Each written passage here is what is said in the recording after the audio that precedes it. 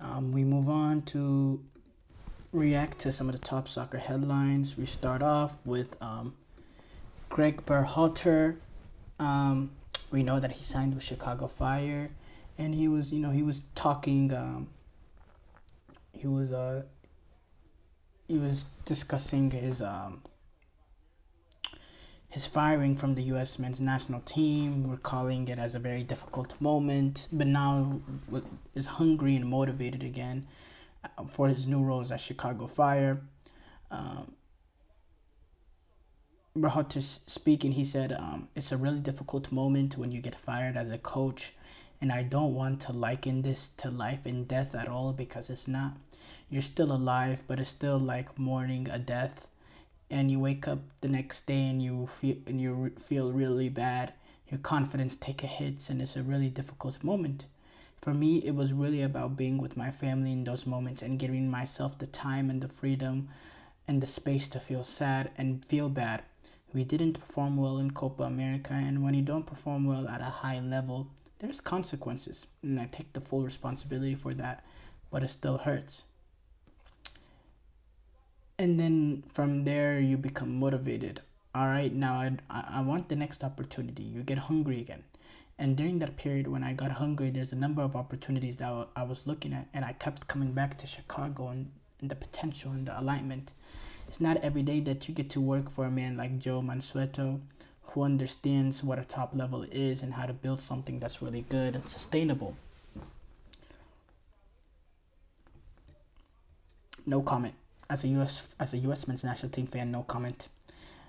Barcelona president Joan Laporta said the club turned down an offer worth about $270 million, 250 million euros for Lamine Yamal in this summer. Laporta did not reveal the team, but there's reports that rumor that it was PSG, that was the team that did it, probably trying to line up a replacement for Kylian Mbappe. Laporta said in an interview, these are those things we have to balance the accounts. Not in that case, the players that have left for sporting reasons, Dembele, Guiu, they won't have things as good as they did at Barcelona, at Barca, at any other club. We know what we're doing in the transfer market. We want those that are the best and who want to be here to stay, and we have shown that. A club came to me to sign Lamine Yamal for 250 million euros, and I said no. It wouldn't surprise me. A player who's 17 years old, that's a player that's gonna be around for the next more than a decade, probably two decades. So I understand the value, and actually no, I don't understand why any player would be worth 250 million. That's a ridiculous amount of money for any player. But in this day and age, in the market that we live in, it really, that's what it is. And yeah.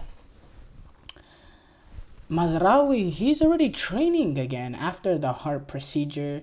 He's already returned to training after he went through a heart procedure to cure some minor palpitations that he had during the 0-0 draw with Aston Villa. Mazraoui, he actually also experienced some heart issues during his time at Bayern, but he was able to treat it, and now he's able to train yet again. Sources say that there's no decision on whether he will be available for the Brentford game.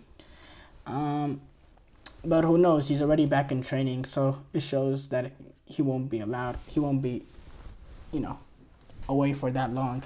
Lucas Paquetá, he's requesting an FA investigation after his betting leaks or his betting allegations were leaked.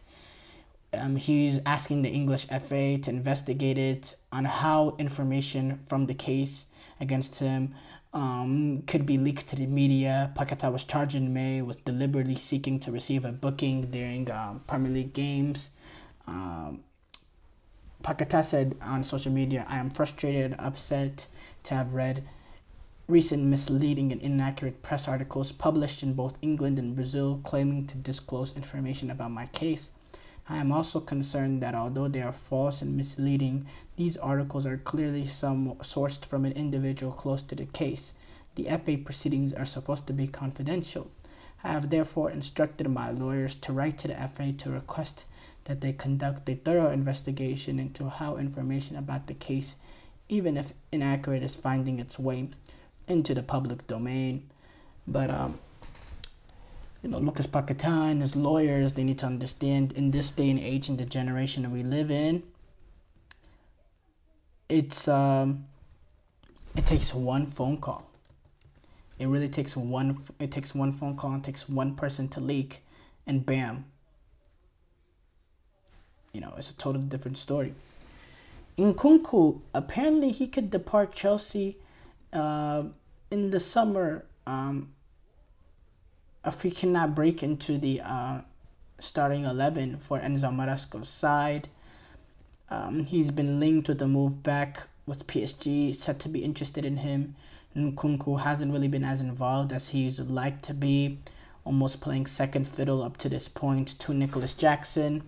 And it's also reported that Chelsea right now are not open to a sale, just having signed Nkunku last season. But it seems that Nkunku seemed to be unhappy with the backup role, which, obviously, we know the quality that Nkunku has, and,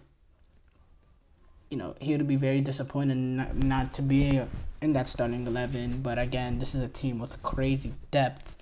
But I think Nkunku, if he can be a little bit patient, he can continue to put his head down and work hard, I think he will break into that starting 11, because playing through the middle as a number 9, I don't think there's any number 9 right now sitting at Chelsea that have more quality than him, that has more ability than him. It's just being out last season.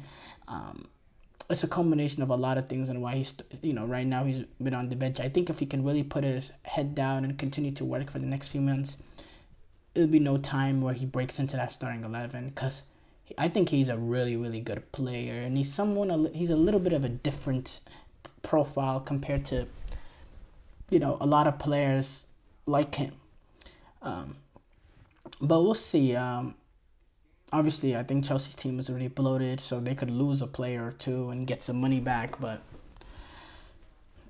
that's a whole different situation there. Messi, he came out saying he prioritizes him staying happy and healthy over trying to reach the 2026 World Cup. Messi said, "In the moment we will see. I don't like to accelerate time or look ahead. I try to enjoy every day. I hope I can keep playing at this level to feel good and be happy. When I get to do what I love, I am happy. I value that more than reaching the 2026 tournament. I haven't set a goal to reach the World Cup, but more so to live day to day and be well."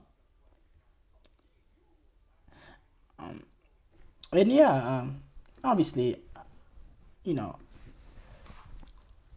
he's not going to sit there and salivate over the 2026 World Cup. He's already won one. So he's really trying to take it day by day. And I believe he will take it day by day all the way to the World Cup. I really firmly believe, gut feeling, Messi will be involved in the World Cup.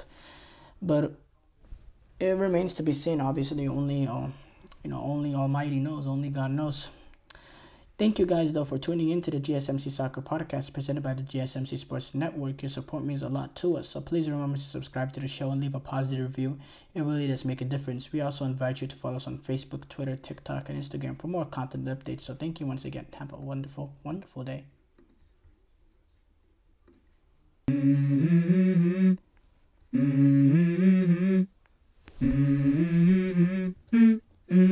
Let's go. I wake up to a little bit of drool on my pillow, feel like it's gonna be a bad day. Yeah, I'm tired of shit.